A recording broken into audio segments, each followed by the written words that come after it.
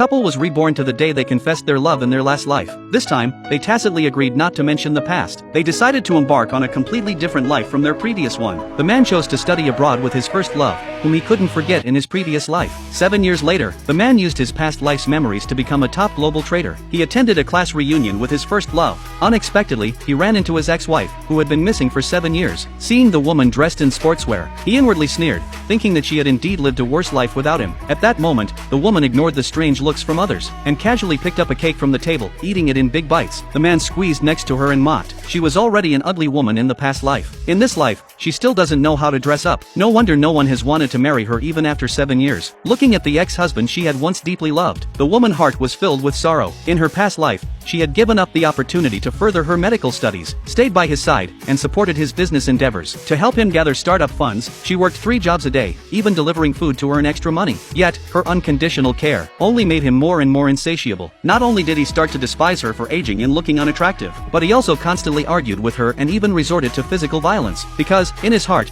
he had always loved his first love the most. He often lamented that if he could relive his life, he would surely marry his first love. On the night of their divorce, they were in a car accident. Both of them were then reborn, returning to 7 years ago. This time, the woman pursued her dream of studying medicine. Now, she had become a world-renowned doctor. Moreover, she had a happy and fulfilling family. Her husband was a billionaire CEO whom everyone vied to befriend. Because she had just finished a long surgery and hadn't had time to change, she attended the reunion in simple attire, which led the snobbish classmates to mock her as poor. To humiliate her further, the man handed her a check for $100,000, advising her to dress better instead of looking sloppy all the time. The woman calmly stated that she didn't need the money at all. She also reminded him that today was their death anniversary. From now on, he could no longer use his past life's memories to predict the future and make money. The man, filled with anger, when he suddenly received a phone call, informing him that the CEO was at the top floor of the hotel. Eager to seize the opportunity to climb the social ladder, he hurried off to try his luck. Seeing this, the classmates quickly flocked to the first love, whispering that the woman had deliberately approached the man earlier. Worried that the woman might take her husband away, the first love handed the woman $20,000, demanding that she never appear again. Unexpectedly, the woman publicly humiliated the man, declaring that even looking at him disgusted her.